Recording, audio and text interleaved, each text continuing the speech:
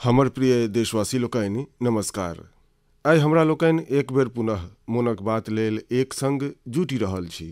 2 दिनक बाद दिसंबर मास सेहो आरंभ भऽ जायत आ दिसंबर अबिते साइकोलॉजिकली हमरा सबके एहन लगैत अछि जे चलू साल पूरा भऽ गेल। ई बरखक अंतिम मास अछि आ नव बरखक लेल तानी भरनी बुनब आरंभ कऽ दैत छी। एहि मास नेवी डे आ आर्म्ड फोर्सेस फ्लैग डे सेहो देश मनबैत अछि। हमरा सबके बुझल अछि जे 16 दिसंबर के 1971 के युद्धक स्वर्णिम जयंती वर्ष सेहो देश मना रहल अछि। हम एहि सब अवसर पर देशक सुरक्षा बल सभक स्मरण करैत छी, हमर वीर लोकनिक स्मरण करैत छी आ विशेष रूपसँ एहन वीर सबके जन्म देनिहारि वीर माता सबके स्मरण करैत छी। पूर्वक भांति एहि बेर सेहो हमरा नमो ऐप पर माई गॉव पर अहाँ लोकनिक बहुत रास सुझाव सब भेटल अछि। अहाँ लोकनि हमरा अपन परिवारक एकटा भाग मानैत अपन जीवनक सुख दुख सेहो साझी केलहुँ अछि। एहिमे बहुत रास नवयुवक सेहो छथि, छात्र छात्रा लोकनि छथि।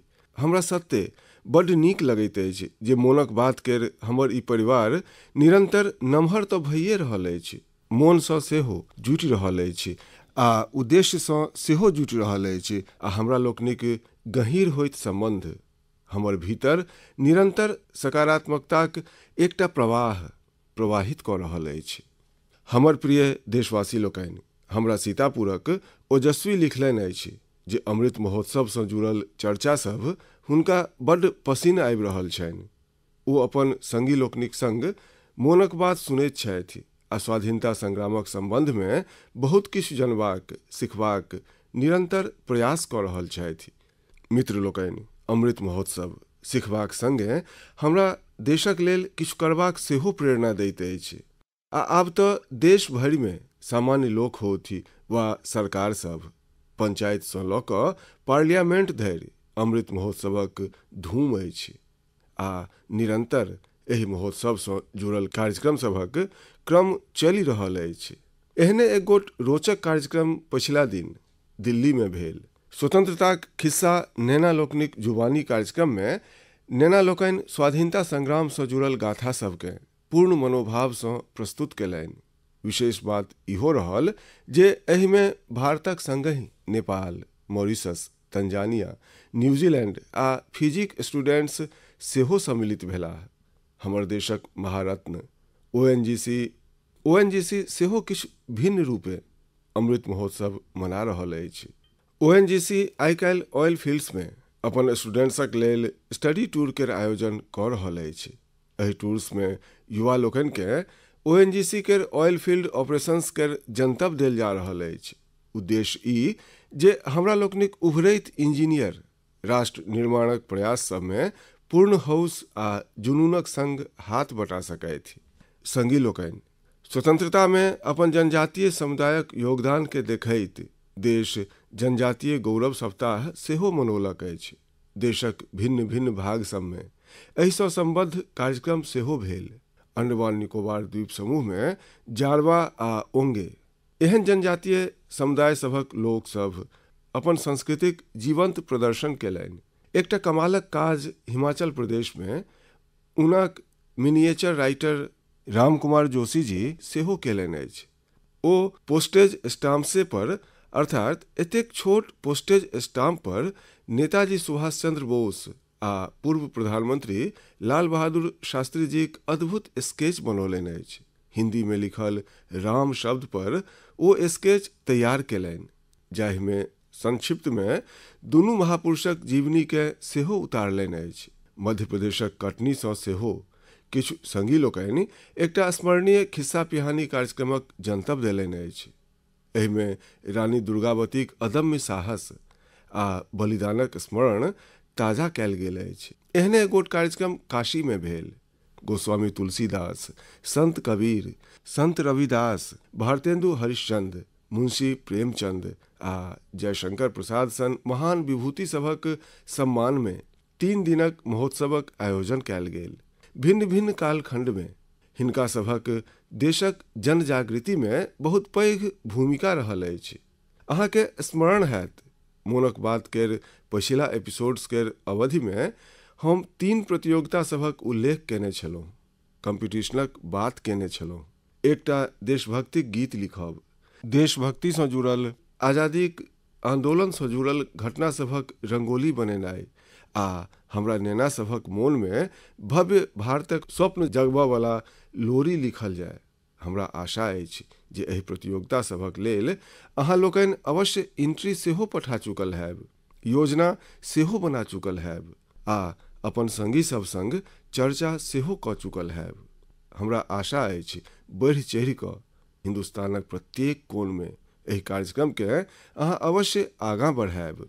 हमर प्रिय देशवासी लोकनि, एहि चर्चासँ आब हम अहाँके सीधे वृन्दावन लऽ कऽ चलैत छी। वृन्दावनक संबंधमे कहल जाइत अछि जे ई भगवानक प्रेमक प्रत्यक्ष स्वरूप अछि। हमरा लोकनिक संत सब सेहो कहने छथि, यह आशा धरि चित्त में कहत जथा मति मोर, वृंदावन सुख रंग को काहू न पायो और। अर्थात वृन्दावनक महिमा हमरा लोकनि अपन अपन सामर्थ्यक हिसाबसँ कहैत अवश्य छी, मुदा वृन्दावनक जे सुख अछि, एतुका जे रस अछि, तकर अंत क्यों नहीं पाबि सकैत अछि। ओ तऽ असीम अछि। तखने तऽ वृन्दावन दुनिया भरिक लोक सभके अपना दिस आकर्षित करैत रहल अछि। एकर छाप अहाँ सभके दुनिया कोन कोनमे भेट जायत। पश्चिम ऑस्ट्रेलियामे एक गोट शहर अछि पर्थ। क्रिकेट प्रेमी लोकसभ एहि जगतसँ नीक जकाँ परिचित हेताह, किएक तऽ पर्थमे प्रायः क्रिकेट मैच होइत रहैत अछि। पर्थमे एक गोट सेक्रेड इंडिया गैलरी एहि नामसँ एकटा आर्ट गैलरी सेहो अछि। ई गैलरी स्वान वैली केर एकटा सुंदर क्षेत्रमे बनाओल गेल अछि आ ई ऑस्ट्रेलियाक एकटा निवासी जगत तारिणी दासी जीक प्रयास सभक प्रतिफल अछि। जगत तारिणी जी ओना तऽ छथि ऑस्ट्रेलियाक, जन्म सेहो ओतहि भेलनि, पालन पोषण सेहो ओतहि भेलनि, मुदा 13 बरखसँ सेहो बेसी समय वृन्दावनमे आबि कऽ ओ बितौलनि। हुनक कहब छनि जे ओ ऑस्ट्रेलिया घुरि तऽ गेली, अपन देश आपिस तऽ गेली, मुदा ओ कखनो वृन्दावनके बिसरि नहि पौलीह। तेँ ओ वृन्दावन आ ओकर आध्यात्मिक भावसँ जुड़बाक लेल ऑस्ट्रेलियामे वृन्दावन ठाढ़ कऽ देलनि। अपन कलाकेँ सएह एकटा माध्यम बना कऽ एकटा अद्भुत वृन्दावन ओ बना लेलनि। एतय आबयवला लोक सभके अनेक प्रकारक कलाकृति सभके देखबाक अवसर भेटैत अछि। हुनका भारतक सर्वाधिक प्रसिद्ध तीर्थस्थल सभ वृन्दावन, नवाद्वीप आ जगन्नाथपुरीक परंपरा आ संस्कृतिक झलकी देखबामे भेटैत अछि। एतय भगवान कृष्णक जीवनसँ जुड़ल अनेक कलाकृति सभ सेहो प्रदर्शित कयल गेल अछि। एक गोट कलाकृति एहनो अछि जाहिमे भगवान कृष्ण गोवर्धन पर्वतकेँ अपन कंगुरिया आंगुर पर उठा कऽ रखने छथि, जेकर नीचाँ वृन्दावनक लोक सभ आश्रय लेने छथि। जगत तारिणी जीक ई अद्भुत प्रयास सरिपहुँ हमरा लोकनिकेँ कृष्ण भक्तिक शक्तिक दर्शन करबैत अछि। हम हुनका एहि प्रयासक लेल बहुत बहुत शुभकामना दै छी। हमर प्रिय देशवासी लोकनि, एखन हम ऑस्ट्रेलियाक पर्थमे बनल वृन्दावनक विषयमे गप्प कऽ रहल छलहुँ। इहो एकटा मनलगू इतिहास अछि जे ऑस्ट्रेलियाक एकटा संबंध हमर बुंदेलखंडक झांसीसँ सेहो अछि। वस्तुतः झांसीक रानी लक्ष्मीबाई जखन ईस्ट इंडिया कंपनी केर विरुद्ध कानूनी लड़ाई लड़ि रहल छलीह तऽ हुनक वकील छलाह जॉन लैंग। जॉन लैंग मूल रूपसँ ऑस्ट्रेलियाक रहयवला छलाह। भारतमे रहि कऽ ओ रानी लक्ष्मीबाईक मुकदमा लड़ल छलाह। हमरा लोकनिक स्वतंत्रता संग्राममे झांसी आ बुंदेलखंडक कतेक पैघ योगदान अछि, ई हमसभ जनैत छी। एतय रानी लक्ष्मीबाई आ झलकारी बाई सन वीरांगना लोकनि सेहो भेली आ मेजर ध्यानचंद सन खेल रत्न सेहो ई क्षेत्र देशके देलक अछि। संगी लोकनि, वीरता मात्र युद्धक मैदानमे देखाओल जाय एहन आवश्यक नहि होइत अछि। वीरता जखन एकटा व्रत बनि जाइत अछि आ ओकर विस्तार होइत अछि तऽ प्रत्येक क्षेत्रमे अनेको काज सिद्ध होमय लगैत अछि। हमरा एहने वीरताक संबंधमे श्रीमती ज्योत्सना पत्र लिखि कऽ बतौलनि अछि। जालौनमे एकटा पारंपरिक नदी छल नून नदी, नून एतुका किसान लोकनिक लेल जलक प्रमुख स्रोत होइत छल, मुदा शनैः शनैः नून नदी लुप्तप्राय होयबाक सीमा धरि पहुँच गेल। जे थोड़ बहुत अस्तित्व एहि नदीक बाँचल छल, ओहिमे ओ नालीमे परिवर्तित भऽ रहल छल। एहिसँ किसान लोकनिक लेल सिंचाईक सेहो संकट ठाढ़ भऽ गेल छल। जलौनक लोकसभ एहि स्थितिकेँ बदलबाक बीड़ा उठौलनि।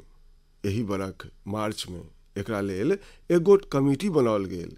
हजारों ग्रामीण आ स्थानीय लोकसभ स्वतः स्फूर्त एहि अभियानसँ जुड़लाह। एतुका पंचायत सब ग्रामीण लोकनिक संग मिलि कऽ काज केनाइ आरंभ केलक आ आइ एतेक कम समयमे आ बहुत कम लागतमे ई नदी फेरसँ जीवित भऽ गेल अछि। कतेको किसान लोकनिकेँ एहिसँ लाभ भऽ रहल छनि। युद्धक मैदानसँ फराक वीरताक ई उदाहरण हमर देशवासी लोकनिक संकल्प शक्तिकेँ देखबैत अछि आ इहो बतबैत अछि जे यदि हमरा लोकनि ठानि ली तऽ किछुओ असंभव नहीं अछि। आ तखने तऽ हमसभ कहैत छी सभक प्रयास। हमर प्रिय देशवासी लोकनि, जखन हमरा लोकनि प्रकृतिक संरक्षण करैत छी तऽ बदलामे प्रकृति हमरा लोकनिकेँ सेहो संरक्षण आ सुरक्षा दैत अछि। एहि बातके हमरा लोकनि अपन निजी जीवनमे सेहो अनुभव करैत छी। आ एहने एकटा उदाहरण तमिलनाडुक लोकसभ व्यापक स्तर पर प्रस्तुत केलनि अछि। ई उदाहरण अछि तमिलनाडु केर तूतुकुड़ी जिलाक। हमरा लोकनि जनैत छी जे तटीय क्षेत्र सभमे कैक बेर जमीनक डूबबाक खतरा रहैत अछि। तूतुकुड़ीमे सेहो कैकटा छोट आइलैंड आ टापू एहन छल जकरा समुद्रमे डूबबाक खतरा बढ़ि रहल छल। एतुका लोकसभ आ विशेषज्ञ लोकनि एहि प्राकृतिक आपदाक बचाव प्रकृतिक माध्यमे तकलनि। ई लोकनि आब एहि टापू सभ पर पाल्मेराक गाछ लगा रहल छथि। ई गाछ साइक्लोन आ तूफान सभमे सेहो ठाढ़ रहैत अछि आ जमीनके सुरक्षा दैत अछि। एहिसँ आब एहि क्षेत्रके बचेबाक एकटा नव भरोस जागल अछि। संगी लोकनि, प्रकृतिसँ हमरा लोकनि लेल खतरा तखने जन्मैत अछि जखन हमरा लोकनि ओकर संतुलनकेँ बिगाड़ैत छी वा ओकर पवित्रता नष्ट करैत छी। प्रकृति माय जकाँ हमरा सभक पालन सेहो करैत अछि आ हमर सभक दुनियामे नव नव रंग सेहो भरैत अछि। एखन हम सोशल मीडिया पर देख रहल छलहुँ, मेघालयक एकटा फ्लाइंग बोटक चित्र खूब वायरल भऽ रहल अछि। पहिले दृष्टिमे ई चित्र हमरा आकर्षित करैत अछि। अहाँ सभमे सँ अधिकांश लोक एकरा ऑनलाइन अवश्य देखने हैब। हवामे हेलैत एहि नाहकेँ जखन हमरा लोकनि लगीचसँ देखैत छी तऽ हमरा लोकनिकेँ पता चलैत अछि जे ई तऽ नदीक पानिमे चलि रहल अछि। नदीक पानि एतेक स्वच्छ अछि जे हमरा लोकनिकेँ एकर तलहटी देखाइत अछि आ नाह हवामे हेलैत सन लागऽ लगैत अछि। हमरा लोकनिक देशमे अनेक राज्य अछि, अनेक क्षेत्र अछि जाहिठामक लोकसभ अपन प्राकृतिक विरासत केर रंगकेँ संजोइ कऽ रखलनि अछि। ई लोकसभ प्रकृति केर संग मिलि कऽ रहबाक जीवन शैली आइयो जीवित रखलनि अछि। ई हमरा सभ लेल सेहो प्रेरणा अछि। हमरा लोकनिक लग पास जे कोनो प्राकृतिक संसाधन अछि, हमसभ ओकरा बचाबी, ओकरा फेरसँ अपन असली रूपमे घुराबी। एहिमे हमरा सभक हित अछि, जग केर हित अछि। हमर प्रिय देशवासी लोकनि, सरकार जखन योजना सब बनबैत अछि, बजट खर्च करैत अछि, समय पर परियोजना सबकेँ पूरा करैत अछि तऽ लोक सभकेँ लगै छनि जे ओ काज कऽ रहल अछि।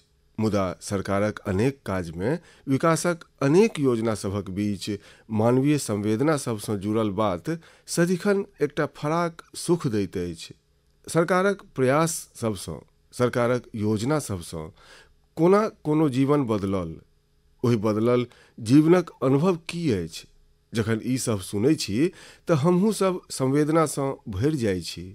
ई मोनकेँ संतोषो दैत अछि आ ओहि योजनाकेँ लोक सभ धरि पहुँचेबाक प्रेरणा सेहो दैत अछि। एक प्रकारसँ ई स्वान्तः सुखाइए तऽ अछि आ तेँ आइ मोनक बातमे हमरा लोकनिक संग दूटा एहने संगी सेहो जुड़ि रहल छथि जे अपन होश सबसँ एकटा नव जीवन जीति कऽ अयला अछि। ई लोकनि आयुष्मान भारत योजनाक सहयोगसँ अपन इलाज करेलनि आ एकटा नव जिंदगीक आरंभ केलनि अछि। हमरा सभक पहिल संगी छथि राजेश कुमार प्रजापति, जिनका हृदय रोगक बीमारी हार्ट केर समस्या छलनि। तऽ आउ राजेश जी सँ बात करै छी। राजेश जी नमस्कार। नमस्कार सर, नमस्कार। अहाँके राजेश जी रोग की छल? फेर कोनो डॉक्टर लग गेल हैब, हमरा कनि बुझाउ। स्थानीय डॉक्टर कहने हेता, फेर कोनो आरो डॉक्टर लग गेल हैब, फेर अहाँ निर्णय नहीं करैत हैब वा करैत हैब, की होइ छल? जी, हमरा हार्ट में प्रॉब्लम सर आबि गेल छल। हमरा छाती में जलन होइ छल सर। फेर हम डॉक्टर के देखेलहुँ। डॉक्टर पहिने तऽ कहलनि भऽ सकैत अछि बेटा तोरा एसिड होयत, तऽ हम बहुत दिन एसिड के दवाई करेलहुँ। ओहिसँ जखन हमरा लाभ नहीं भेल, फेर डॉक्टर कपूर के देखेलहुँ तऽ ओ कहलनि बेटा तोहर जे लक्षण छ ओ एंजियोग्राफी से पता चलतऽ। फेर ओ हमरा रेफर केलनि श्री राम मूर्ति में। फेर हम भेंट केलहुँ अमरेश अग्रवाल जी सँ, तऽ ओ हमर एंजियोग्राफी केलनि। फेर ओ कहलनि जे बेटा ई तऽ तोहर नस ब्लॉकेज छ। तऽ हम कहलहुँ सर एहिमे कतेक खर्च आयत? तऽ ओ कहलनि आयुष्मान वाला जे PMG बना कऽ देलनि। तऽ हम कहलहुँ सर हमरा लग अछि। तऽ ओ लेलनि आ हमर सबटा इलाज ओहीसँ भेल अछि सर। आ अहाँ जे ई बनेलहुँ अछि, ई बहुते नीक ढङ्गसँ आ हमरा सब गरीब लोक सब लेल बड्ड सहूलियत अछि एहिसँ। आ अहाँके हम कोना धन्यवाद करू? अहाँ करै की छी राजेश जी? सर हम एहि समय तो प्राइवेट नौकरी करै छी सर। आ वयस कते अछि अहाँक? हमर 49 बरख अछि सर। एते कम वयस में अहाँके हार्ट के ट्रबल भऽ गेल? जी हाँ सर, की कही आब। अहाँक परिवार में सेहो पिताजी के वा किनको माताजी के वा एहि प्रकारक पहिने रहल अछि की? नहीं, ककरो नहीं छल। ई हमरा संग पहिले भेल अछि। ई आयुष्मान भारत सरकार दैत अछि, गरीब लोकनि लेल बड़ पैघ योजना अछि। तऽ ई अहाँके पता कोना चलल? ई तऽ एते पैघ योजना अछि, गरीब लोकके एहिसँ बड्ड बेनिफिट भेटैत अछि आ एते प्रसन्न छथि सर। हम तऽ अस्पतालमे देखलहुँ अछि जे एहिसँ कतेको लोकके सहूलियत होइत छनि। जखन डॉक्टरसँ कहैत छथि हमरा लग अछि, तऽ डॉक्टर कहैत छथिन ठीक, ओ लऽ कऽ आउ, हम ओहीसँ अहाँके इलाज कऽ देब। अच्छा, नहीं हैत तऽ अहाँके कते खर्च कहने छला डॉक्टर? डॉक्टर साहब कहने छलाह बेटा एहिमे बहुत रास खर्च आयत। बेटा जँ नहीं हैत तऽ हम कहलहुँ जे अछि हमरा लग। तऽ ओ कहलनि अहाँ तुरंत देखाउ। तऽ हम तुरंत देखेलहुँ। ओहीसँ हमर सबटा इलाज कयल गेल। हमर एको पाइ नहीं खर्च भेल। सबटा दवाइ सेहो ओहीसँ बाहर कयल गेल। तऽ राजेश जी अहाँके एखन संतोष अछि, मोन ठीक अछि?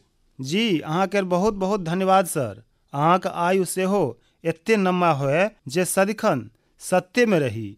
आ हमर परिवारक लोक सेहो अहाँसँ एते प्रसन्न छथि कि की कही अहाँसँ। राजेश जी अहाँ हमरा सत्ता में रहबाक शुभकामना नहीं दिअ। हम आइयो सत्ता में नहीं छी आ भविष्य में सेहो सत्ता में जाय नहीं चाहै छी। हम मात्र सेवा में रहऽ चाहै छी। हमरा लेल ई पद, ई प्रधानमंत्री सबटा वस्तु ई सत्ता लेल अछिए नहीं भाई, सेवा लेल अछि। सेवे तऽ चाही हमरा सबके, आर की।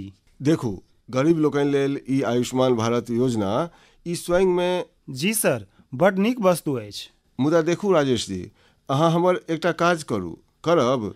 जी एकदम सर। देखू होइत की अछि जे लोक सबके एकर जनतब नहीं होइ छनि। अहाँ एकटा जवाबदेही निमाहू। एहन जते गरीब परिवार अछि अहाँक लग पास, हुनका अपन ई कोना अहाँके लाभ भेल, कोना सहयोग भेटल, ई कहू। एकदम कहब सर। आ हुनका सबके कहू जे ओ सेहो एहन कार्ड बनवा लेथि जाहिसँ परिवार में जानि नहीं कखन कोन संकट आबि जाय। आ आइ गरीब दवाई के कारण फिरिसान रहथि, ई तऽ ठीक नहीं अछि। आब पाई के कारण ओ दवाई नहीं लेथि वा रोगक उपाय नहीं करथि तऽ ई सेहो पैघ चिंताक विषय अछि। आ गरीब के तऽ की होइत अछि, जेना अहाँके ई हार्टक प्रॉब्लम भेल तऽ कतेक मास धरि अहाँ काजे नहीं कऽ सकल हैब। हम तऽ 10 डेग नहीं चल पबै छलहुँ, सीढ़ी नहीं चढ़ि पबै छलहुँ सर। बस तऽ अहाँ राजेश जी हमर एकटा नीक संगी बनि कऽ जतेक गरीब सबके अहाँ ई आयुष्मान भारत योजनाक संबंध में बुझा सकै छी, ओहन बेराम लोकक सहयोग कऽ सकै छी।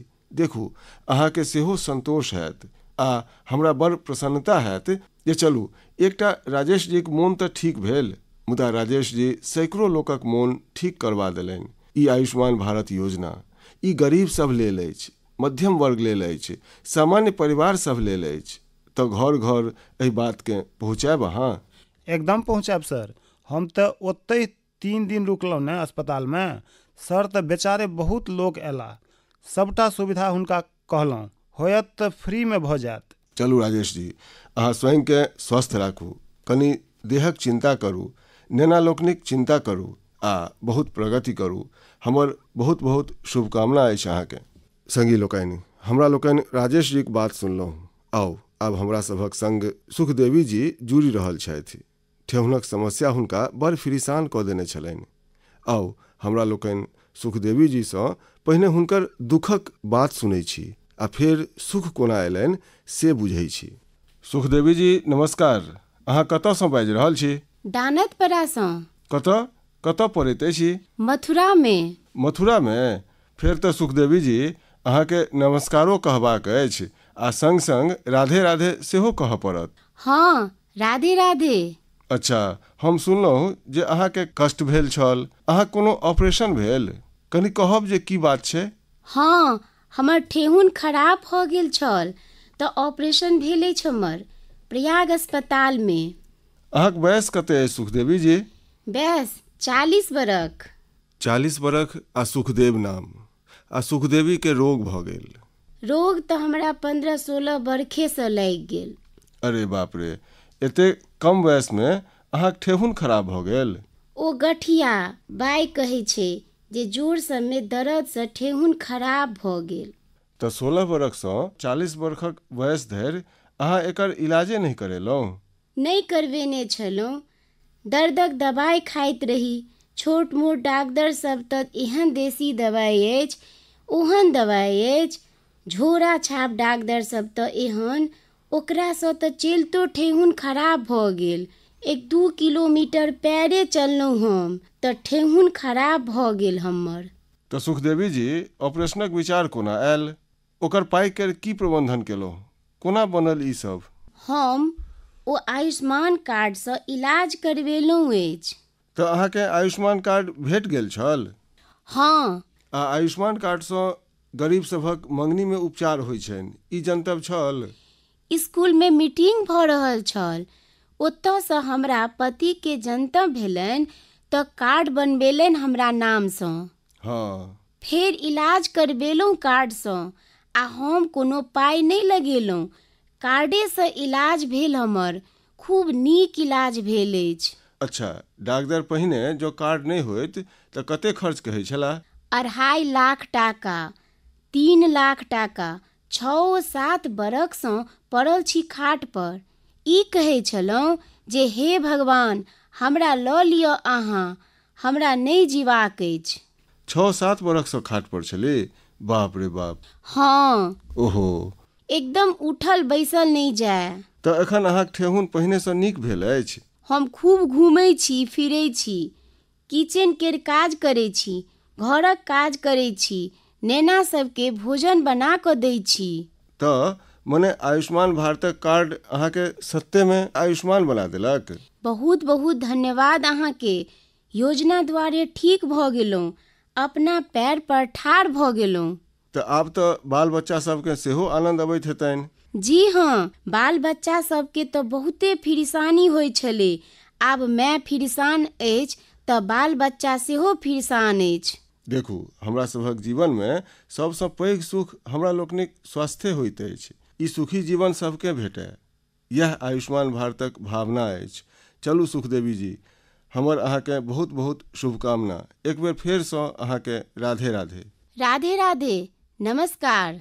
हमर प्रिय देशवासी लोकनि, युवा लोकनिसँ समृद्ध प्रत्येक देश में 3टा वस्तु बड़ महत्व रखैत अछि।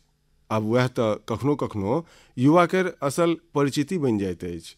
पहिल वस्तु अछि आइडियाज आ इनोवेशन, दोसर अछि खतरा लेबाक जज्बा आ तेसर अछि कैन डू स्पिरिट, अर्थात कोनो काज के पूरा करबाक हठ, भने परिस्थिति सब कतबो विपरीत किया नहि होय।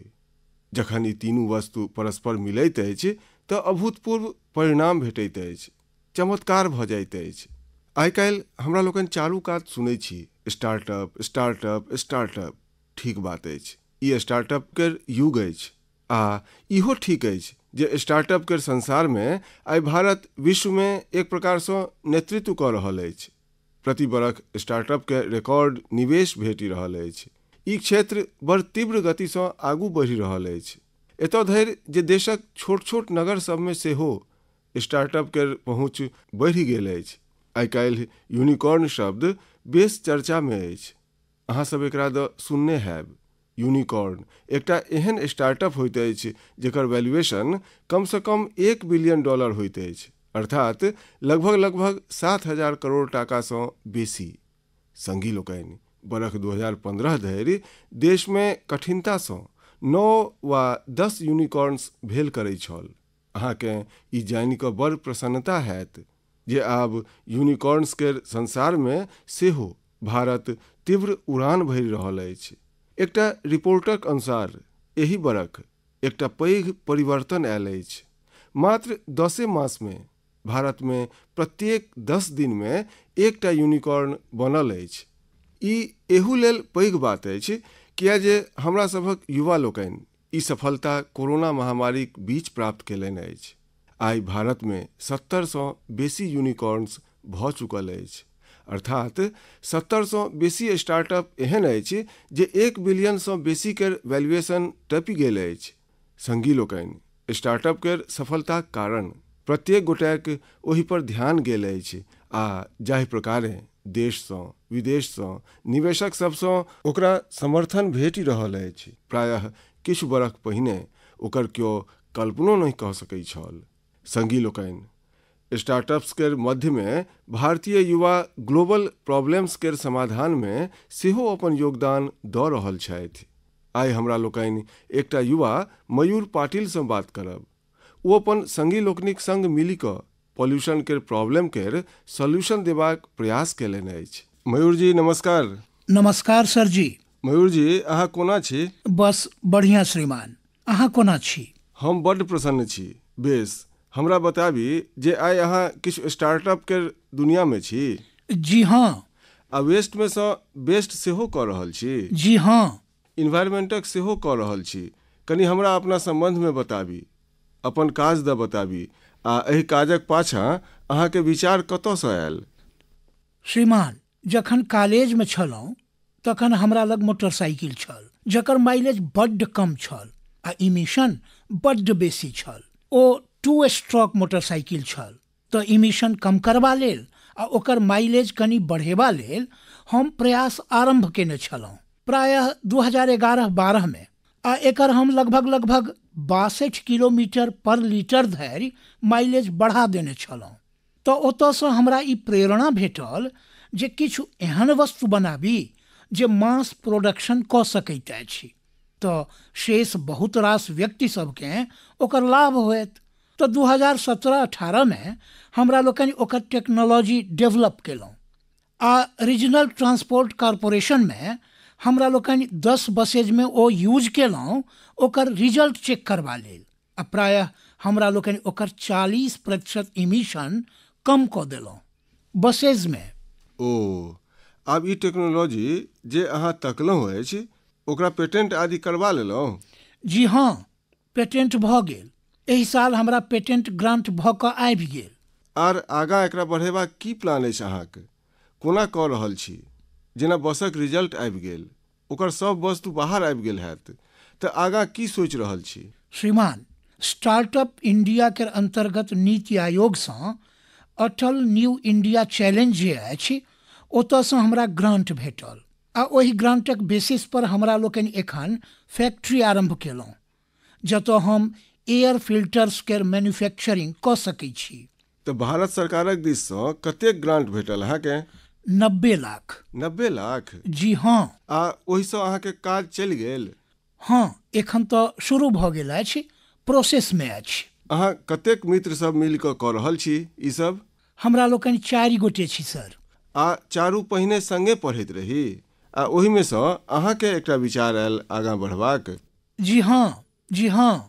हमरा लोकनि कॉलेजे में छलहुँ आ कॉलेज में हमरा लोकनि ई सब सोचलहुँ आ ई हमरा आइडिया छल जे हमर अपन मोटरसाइकिल के एटलीस्ट पॉल्यूशन कम भ जाए आ माइलेज बढ़ जाए। अच्छा, पॉल्यूशन कम करै छी, माइलेज बढ़बै छी, तऽ एवरेज खर्च कतेक बचत हैत? श्रीमान, मोटरसाइकिल पर हमरा लोकनि टेस्ट केलहुँ, ओकर माइलेज छल 25 किलोमीटर पर लीटर आ हमरा लोकनि ओकरा बढ़ा देलहुँ 39 किलोमीटर पर लीटर, तो लगभग 14 किलोमीटर के लाभ भेल आ ओहिमे सँ 40% के कार्बन इमिशन कम भ गेल। आ जखन बसेज पर केलहुँ रीजनल ट्रांसपोर्ट कारपोरेशन, तो ओतऽ 10% फ्यूल एफिशिएंसी इंक्रीज भेल आ ताहू में 35-40% इमिशन कम भ गेल। मयूर, हमरा नीक लागल अहाँसँ गप कऽ कऽ, आ अहाँक संगी लोकनिके सेहो हमरा दिससँ बधाई दियौन जे कॉलेजक लाइफमे अपन जे समस्या छलनि ओहि समस्याक समाधान सेहो अहाँ लोकनि तकलहुँ आ आब ओहि समाधानमे सँ जे बाट चुनलहुँ ओ पर्यावरणक समस्याकेँ एड्रेस करबा लेल अहाँ बीड़ा उठेलहुँ। आ ई अपन देशक युवा लोकनिक ई सामर्थ्य थिक जे कोनो पैघ चुनौती उठा लैत छथि आ बाट ताकि लैत छथि। हमरा दिससँ अहाँकेँ बहुत बहुत शुभकामना अछि। बहुत बहुत धन्यवाद। Thank U sir, thank U. संगी लोकनि, किछु बरख पहिने यदि केओ कहै छल जे ओ बिजनेस करय चाहैत छथि वा कोनो एकटा नव कंपनी आरम्भ करय चाहैत छथि, तखन परिवारक बड़ बुजुर्ग केर उत्तर होइत छलनि जे अहाँ नौकरी किया नहि करय चाहैत छी? नौकरी करू ने भाई। अरे, नौकरीमे सिक्योरिटी होइत छैक, सैलरी होइत छैक, झंझटो कम होइत अछि। मुदा आइ यदि केओ अपन कंपनी शुरू करय चाहैत छथि तऽ हुनक लग पासक सभ लोक बहुत उत्साहित होइत छथि आ एहिमे हुनक पूर्ण सपोर्ट सेहो करैत छथि। संगी लोकनि, भारतक ग्रोथ स्टोरीक ई टर्निंग पॉइंट अछि जतऽ आब लोक मात्र जॉब सीकर्स बनबाक सपना नहि देखि रहल छथि, अपितु जॉब क्रिएटर सेहो बनि रहल छथि। एहिसँ विश्व मंच पर भारतक स्थिति आर मजबूत हैत। हमर प्रिय देशवासी लोकनि, आइ मोनक बातमे हमरा लोकनि अमृत महोत्सवक गप केलहुँ। अमृत कालमे कोना हमर देशवासी नव नव संकल्पकेँ पूर्ण कऽ रहल छथि एकर चर्चा केलहुँ आ संगहि दिसंबर मासमे सेनाक शौर्यसँ जुड़ल अवसर सभक सेहो चर्च केलहुँ। दिसंबरे मासमे एकटा आर पैघ दिन हमरा लोकनिक सोझाँ अबैत अछि जाहिसँ हमरा लोकनि प्रेरणा लैत छी। ई दिन अछि 6 दिसंबरकेँ बाबा साहेब अम्बेडकरक पुण्यतिथि। बाबा साहेब अपन संपूर्ण जीवन देश आ समाजक लेल अपन कर्तव्य सभक निर्वहनक लेल समर्पित केने छलाह। हम सभ देशवासी ई कहियो नहि बिसरी जे हमरा लोकनिक संविधानक सेहो मूल भावना हमर संविधान हमर समस्त देशवासी लोकनिसँ अपन अपन कर्तव्य सभक निर्वहनक अपेक्षा करैत अछि। तऽ आउ हमहूँ सब संकल्प ली जे अमृत महोत्सवमे हमरा लोकनि कर्तव्य सभक पूर्ण निष्ठासँ निभेबाक प्रयास करब। यह बाबा साहेबक लेल हमरा लोकनिक साँच श्रद्धांजलि हैत।